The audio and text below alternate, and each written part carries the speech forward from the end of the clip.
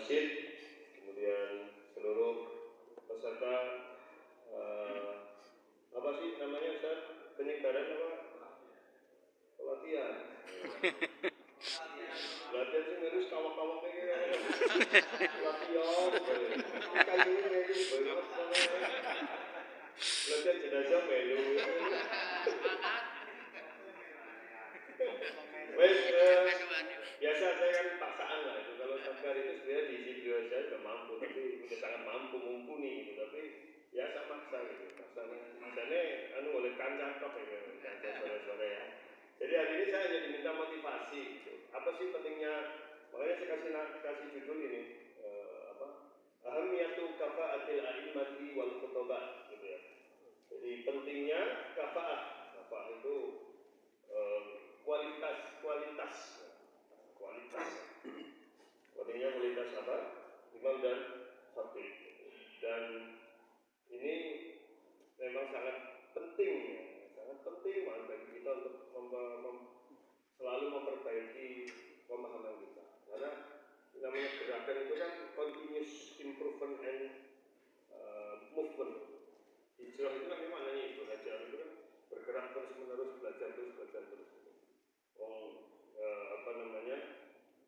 Sekelas yang pernah saya sampaikan, kalau baca tafsir itu ya, itu enaknya baca tafsir itu kita akan menemukan banyak riwayat-riwayat. Ternyata antar sahabat yang ilmunya udah dalam aja saling diskusi gitu. Kayak dari siapa gitu. Antar sahabat aja diskusi, kamu dapat apa tadi dari Nabi? Kamu dapat apa? Saling diskusi. Nah kita ini kelemahannya kadang-kadang karena kesibukan kita sebagai mungkin ya kesibukan duniawi maupun ukhrawi itu sampai kadang kita memperdalam pemahaman kita tentang agama aja nggak ada waktu. Jadi kadang-kadang kita ini materi khotbah kita, ceramah kita ya yang gue bayar bisa atau apa? Ya nutur kopian kok gitu ya. Ya nutur kopian sih nggak apa-apa, itu kan penyusunan kalimat ya. Cuma kalau kita tidak paham isinya itu yang lucu gitu. Karena saya kan pernah cerita ya, berkali-kali saya cerita. Kalau di pelatihan mubalik itu, saya kan ngisi pelatihan mubalik MUI 2 kali. Terus di Mafasa juga di Muhammadiyah, di Muhammadiyah Banyumas, di Kebumen, di Brebes, di mana-mana saya ngisi. Memang problem kita di situ. Nanti kita akan temukan ini masalah kita. Ini survei loh, bukan saya nulis. Jadi dalam berbagai pelatihan mubalik atau dai, saya lihat sebenarnya persoalan kita apa sih ini? Di antara persoalan kemasjidan tapi dari sisi imam dan khatib.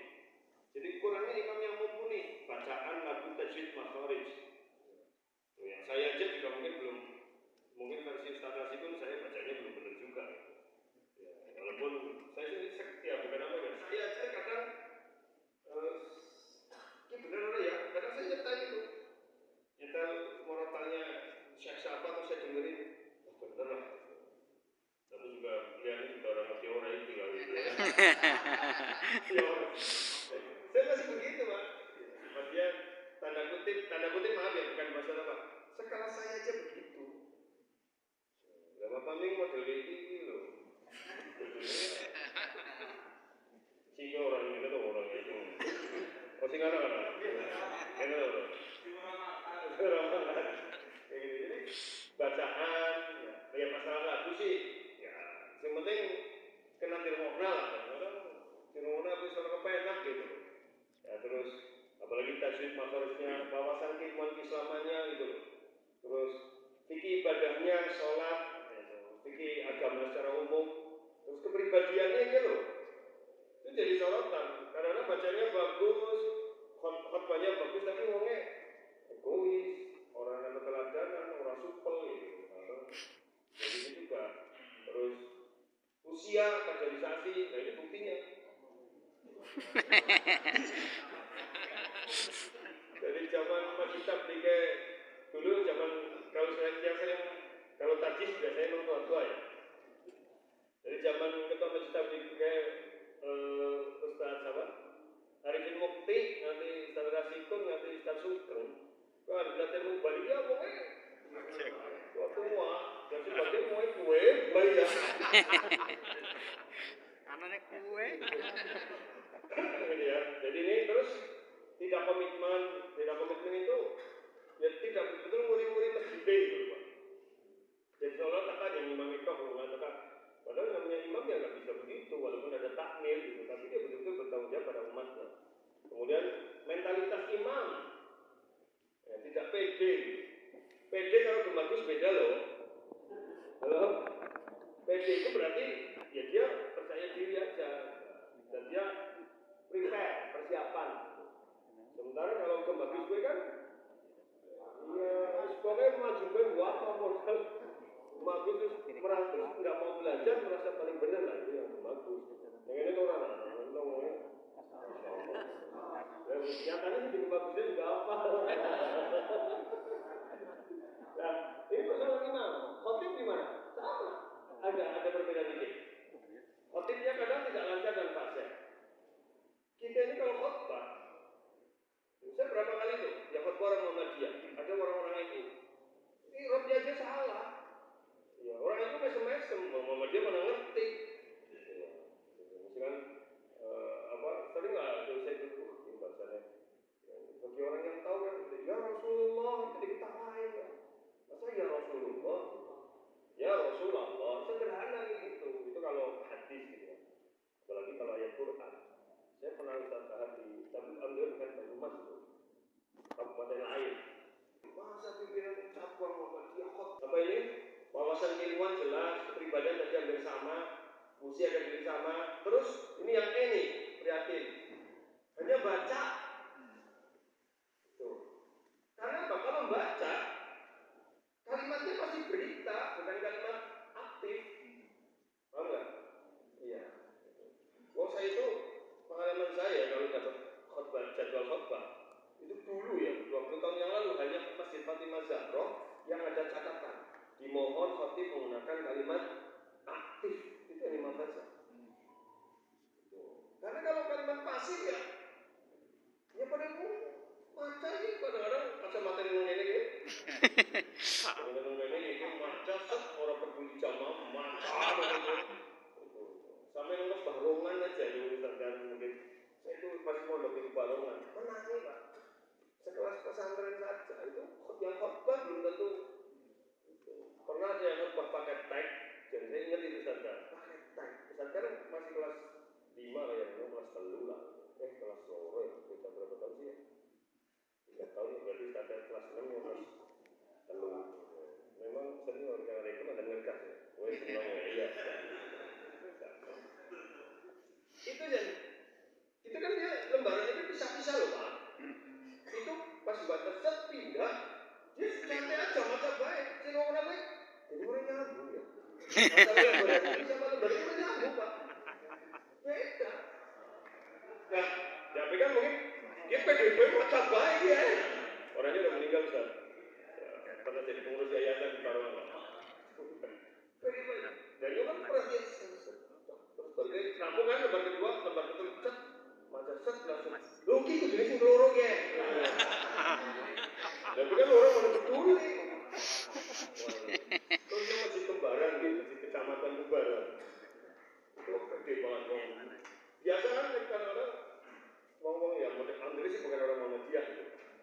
Jadi, ini siapa orang langsung maju baik, tapi debat karena di atas debat pasti ada buku-bukulan khotbah. Langsung set, langsung sombong, set, mati. Ini ceritanya ngomong kembaran dia. Begitu diwaca, langsung ngomong, wis Jumat ini, wis dibaca ini, itu benar. Masa iya Ustaz? Akeh sing terjadi. Waktunya pas ke kota Allah bukan orang Muhammadiyah itu loh. Memang mesti kecamatan Muhammadiyah orang Wah. Jadi gitu Pak. Anda sih lucu mana ini cerita nyata semua. Lembaran kayak tadi kena kipas kabur Pak. Iya. Terus ngomong turun Jorna. Ya orang apa sih kalau khotbah mengucapkan kata-kata yang itu jadikan Nabi juga dibolehkan juga, tapi ya karena lucu lah. Jadi aku mesti melek, apa sih? Begitulah.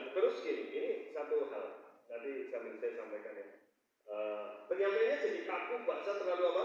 Formal. Kok inti pesan pada khotbah itu tersampaikan kan? Iya. Halo? Oh. Tersampaikan pesannya.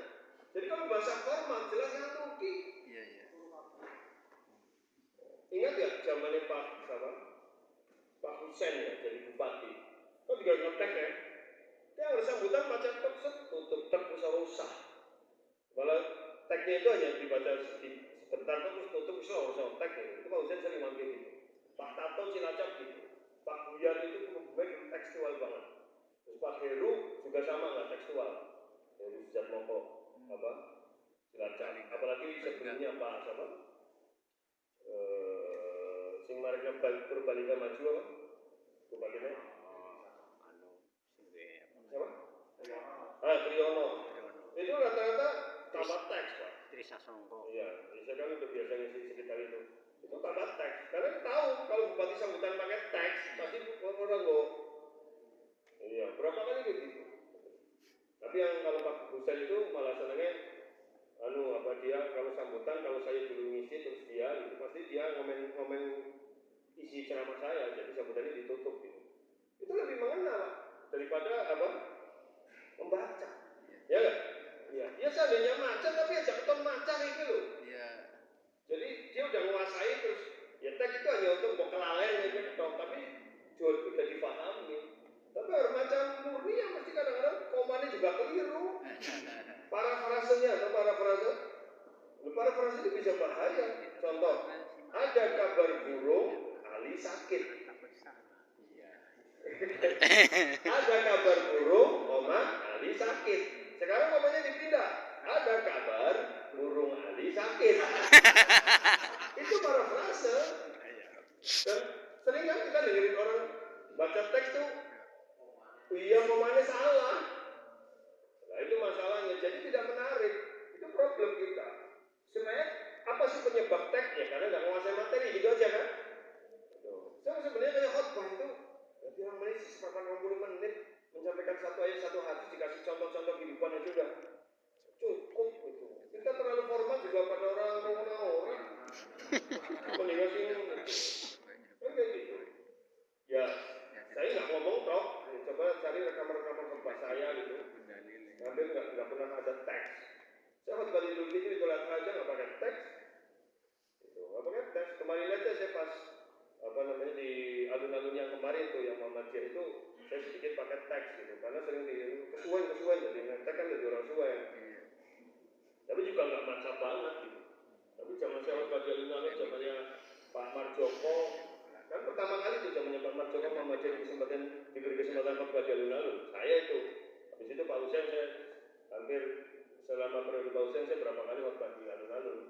Nggak pernah pakai. Kalau piratok tetap kayak wong akeh Pak, datang lagi yang di pinggir-pinggir itu nggak pulang, nyutok terus agak terang, mereka datang lagi. Karena saya pede, gitu loh. Saya menyampaikan terus, tapi kalau udah langsung lentruk, nadanya juga menurun, ya kan intonasinya menurun ya mesti bubar. Ya itu kan ini, jadi terus materi nggak up to date. Mungkin apa bahasa apa? Ya.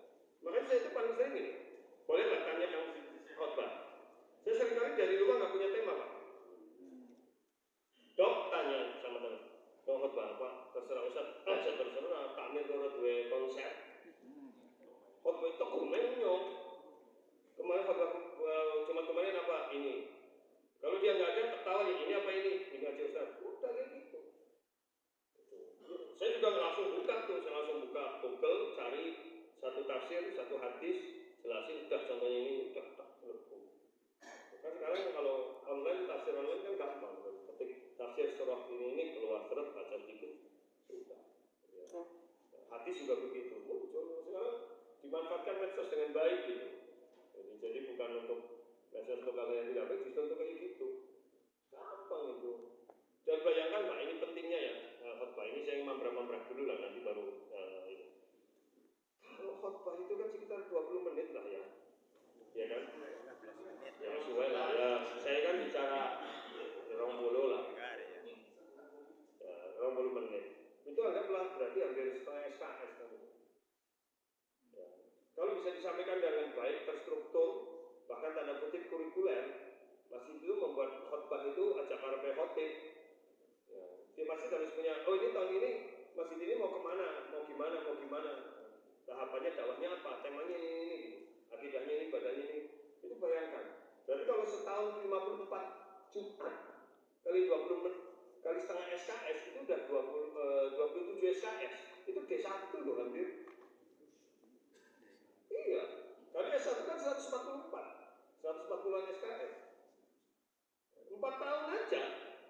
110 SKS.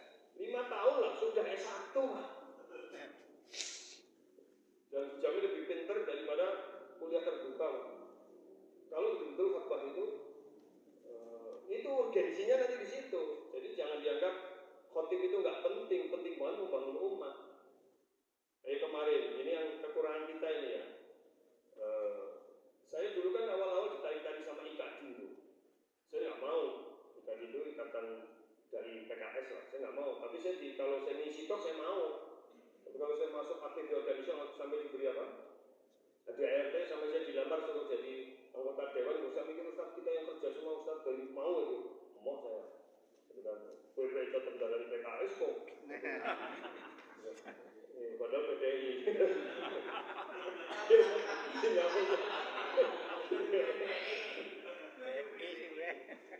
Mereka dilamor.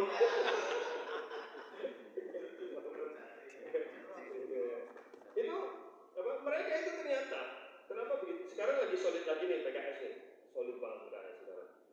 Yang baru nih yang warnanya oranye. Itu mereka itu punya grup. Cuma ini khotbah ini. Maka seluruh mubalik PKS di seluruh Indonesia temanya itu Pak, karena bisa menggiring opini maksudnya, ya kan? Kayak kemarin MUI kemarin nyebar, khotbahnya ini karena dalam rangka HANI, tapi HANI dari anti narkotika internasional, bukan Hannibal kan? Ini maaf ya saya ambil ini dari punya Said Wahab Al-Qahtani, judulnya Fadlul Muadzin wal Imam. Karena saya buru-buru tegar, maaf ya, jadi saya sampaikan dari itu. Imam itu apa sih? Mafhumul imam wa imam wa imam. Yang harus pura-pura paham bela. Yang sebenarnya terjelaskan ya. Paham. Al-imamatu masdaru ummal nas atau amman nas. Al-imam itu masdar dari kata kerja amma ya ummu. Ya. An-nasa ya. Sara lahum imaman. Amman nas itu artinya sara lahum imam. Dia menjadi imam. Yattabi'unahu fi sholatihi, yang orang-orang mengikutinya dalam sholat. Dalam definisi ini berarti imam sebagai imam apa? Imam sholat. Ayat taqaddama rajulun musallina liyaqtadu bihi fi sholatihim. Ya, seseorang itu maju di depannya para orang-orang yang sholat, liyaqtadu supaya mereka mengikuti kepadanya dalam sholat mereka itu, ya, untuk memimpin. Kemudian wal imamatu riyasatul muslimin. Imamah itu adalah kepemimpinan kaum muslimin. Wal imamatul kubra, yang disebut imamah kubra, imamah itu ada dua, imamatul kubra, imamatul sughra. Ya. Riyasatun amatun fid din wa dunya, kepemimpinan umum dalam agama dan dunia. Atau khilafatun 'anil Nabi sallallahu alaihi wasallam. Khilafah dari Nabi sallallahu alaihi wasallam. Jadi sebenarnya dalam konteks luas imam itu ya pemimpin negara, pemimpin agama. Karena zaman dulu Khalifah Umar jadi khalifah, ya dia juga yang khotbah, yang imami gitu loh Pak. Paham gak ini? Bedakan sih, kenapa ya? Karena sih jadi pemimpin orang paham agama, sih jadi imam orang paham ke pemerintahan gitu loh. Jadi kan kayak kira sekularisme itu. Makanya saya kan pernah, sebenarnya kalau saya ditanya beneran, kenapa di Muhammadiyah itu seringkali khotib dengan imam berbeda? Jumatan juga gitu, khotbah juga gitu. Padahal setahu saya, ya walaupun diperbolehkan, zaman dulu itu ya imam ya khotib. Ya karena yang bisa khotib orang yang imam gitu Pak. Bacaannya jelek. Ya kan? Kayak gitu. Makanya sekarang sebagai musik juga begitu. Mengajar kita khotibnya orang lancar baca Quran ini mesti imamnya ke masjid. Tapi nggak khotibnya kayak Ustaz Kahal, Ustaz Rasidun ya langsung suruh imami. Halo? Iya kan? Iya kan? Iya kan? Iya, orang anak liane ya. Jadi buat orang itu yang belum antok pakai lah. Ya gitu ya. Jadi itu ya. Kemudian wa imam muslimin al khalifatu wa man jara majrahu. Yang namanya imam muslim itu ya khalifah dan orang yang menduduki kedudukannya itu yang dia dalam hidupnya menjalani fungsi sebagai khalifah. Nah, wal imamatus sughra yang disebut imamah sughra ya. Ini adalah kaitannya dengan ya sholat. Sambil imam bisyurut. Jadi bagaimana kemudian mengikat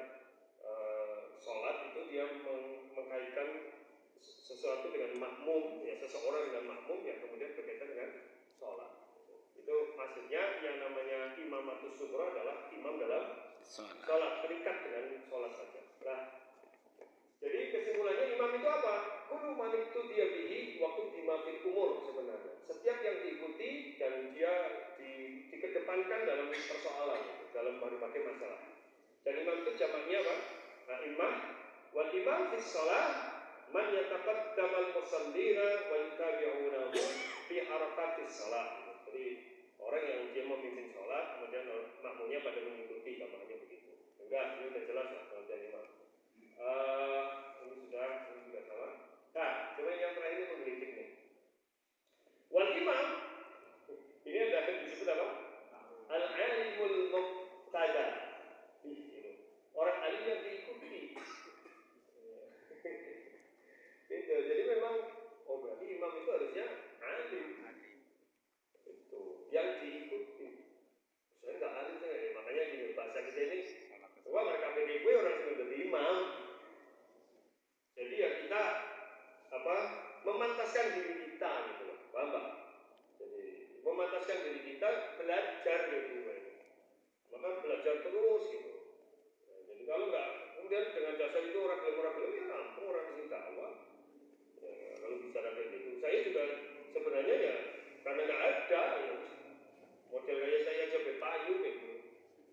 Ya orang anak ya gue baca ngomongnya bagaimana ini ya. Kemudian fadlul imam fi sholati wal ilmi. Nah, apa sih keutamaan imam? Kenapa kualifikasi imam tadi begitu penting? Karena imam memang punya keutamaan. Yang satu apa? Al imamatu fi sholati apa? Wilayatun syar'iyatun dzatu fadlin. Nah, karena satu imam dalam sholat itu adalah bahasanya bahasa masalah syar'i. Ini bukan masalah syariat. Karena masalah syariat dia punya kelebihan. Maka Rasulullah pernah bersabda apa? Ini, ya ummul qauma aqra'uhum li kitabillah. Yang mengimami kaum itu adalah orang yang paling bagus, banyak hafalan Qur'annya, bacaan Qur'annya. Wa ma'lam anna al-aqra' afdal. Dan sudah diketahui bahwa al-aqra' itu afdal. Dan dengan disebut aqra' itu menunjukkan keutamaannya. Makanya dari masa ke masa orang menghafal Quran yang bacanya bagus pasti dapat kedudukan yang baik.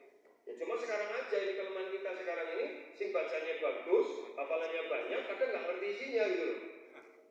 Paham nggak? Ya, kalau zaman dulu orang bacanya bagus, yang paham isinya. Kan gini kan? Saya itu ketika mau pulang dari Mesir itu biasalah kan mesti pada mumet itu lah paling apa gitu. Orang Indonesia paling jadi ustaz nopo gaji viral gitu. Biasa itu caranya saya kan pada Arab porsi terbalik waktu itu kan dokter orang gajian Pak. Dia paham agama dan diharapkan jadi imam di masjid plus ngisi kajian. Itu waktu itu gajinya kalau nggak salah ditawarkan sekitar 5.000 apa ya sebulan itu. $5.000 Singapura. Ini udah lumayan kok. Ini tuh orang mau ngerti dolar Singapura. Masnya gini loh. Ke Prabowo yang maksud saya di masjid yang minoritas muslim itu Pak. Syarat menjadi imam di masjid saya itu syaratnya hafalkan 30 juz plus bisa ngisi kajian gitu. Jadi ya imam sholat ya pengisi kajian gitu loh. Bukan berpisah. Kalau negara kan imam bisa di contoh.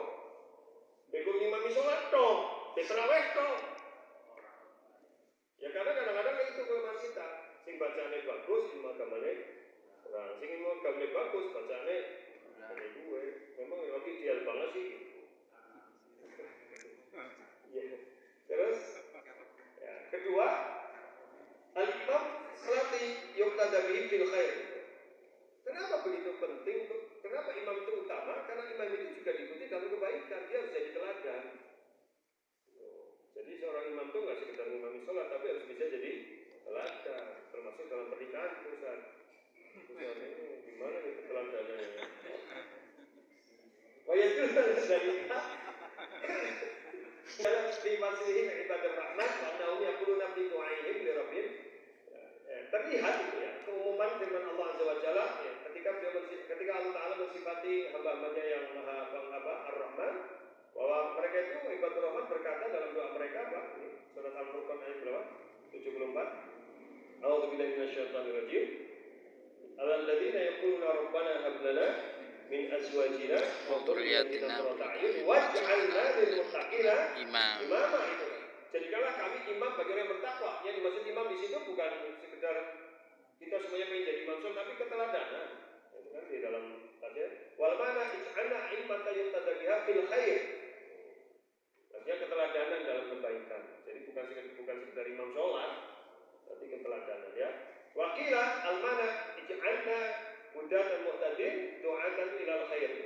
Jadi kalau kita sebagai orang yang bisa memberi petunjuk kepada orang-orang yang dari orang yang memberi petunjuk dan doa ini dai ya, yang mengajak kepada kebenaran. Fasa'alullah yaj'alahum a'immatan taqwa yuqtada bihi ahlul ya apa? Ahlul pemimpin orang yang bertakwa yang orang-orang akan mengikuti mereka ya, orang-orang ahli takwa akan mengikuti mereka. Jadi ternyata kenapa imam itu penting, karena imam juga bukan sekedar imam sholat, tapi dia harus bisa menjadi apa? Teladan. Terus yang ketiga, apa sih urgensi imam? Doaun Nabi SAW lil a'immati bil irsyadi. Karena Nabi sendiri mendoakan kepada para imam untuk mendapatkan irsyad. Irsyad itu ya jukmis dari Allah gitu ya. Tergantung irsyadnya, irsyad apa ya. Dari Abu Hurairah radhiyallahu anhu berkata kalau Rasulullah al-imamu dominun. Imam itu menjadi penjamin sahnya sholat. Jadi kalau imamnya orang benar, jaminan nggak sholatnya benar. Iya. Imam itu menjadi apa? Penjamin sahnya sholat. Wal adzinu muhtamanun. Muadzin itu orang yang amanah. Orang amanah ada sekarang apa ya? Bahaya gue. Jangan ngerti papat kayak gitu. Mereka jenengan kantor jenengan. Lu jam tengah papat adan. Ternyata gue pokoknya orang 2 jam. Begitu tangi langsung di musola nyekel mic. Cukup. Lu geger. Ya orang kan 2 kali. Jadi sih kedua orang. Jadi ternyata itu orang udah setengah linglung. Jadi sebenarnya nanti diumpet nak boleh dicabut, pasang mati. Padahal kan kalau kemudian ada di luar waktu belum masuk waktunya sah nggak? Ya enggak. Bahaya itu, bisa merusak banyak ibadah orang. Kemudian ya doanya apa? Allahumma arsyidil a'immata wa qdiril mu'adzinin. Ya Allah, berilah petunjuk pada siapa? Para imam. Jadi kalau Rasul nggak menganggap penting imam-imam ini, nggak mungkin Rasulullah mendoakan arsyid. Bukan bukan hidayah, tapi irsyad. Jadi supaya diarahkan itu. Di bahasa kita itu irsyad itu dituntun, Pak. Ya Allah, tuntunlah para imam itu. Jadi ibaratnya kalau dituntun dengan zaman yang liuk. Ya, baik. Kemudian yang keberapa? 4. Ya. Al-musyahil imamati wa khatrihi ala man istahada bi amriha. Ya. Agungnya perkara imam ini dan bahayanya bagi orang yang meremehkan masalah imam. Dhahirun fi hadis Abi Hurairah radhiyallahu anhu wa 'an Nabi sallallahu alaihi wasallam annahu jelas dalam hadisnya Abu Hurairah. Jadi di hadis ini dijelaskan betapa pentingnya imam, Pak. Dan betapa bahayanya orang yang meremehkan imam. Makanya kalau jenengan itu di sebuah lingkungan dan jenengan merasa bahwa di antara orang-orang yang hadir itu nggak ada yang bisa jadi imam kecuali jenengan. Jadi bukan sombong loh ya. Jangan memberikan pada orang lain. Monggo kalau imam orang beres malah. Kamu jeneng Pak saudara. Ketika ada tokoh Muhammadiyah meninggal, panjang Nugroho meninggal itu. Rasulullah bersabda, "Yusalluna lakum fa in asabu falakum wa lahum, wa in akhtau falakum alaihim." Coba ini. Mereka sholat bersama kalian. Jika imamnya benar, maka pahalanya untuk imam dan makmum. Bila imamnya salah, pahalanya untuk makmum, dosanya untuk imam.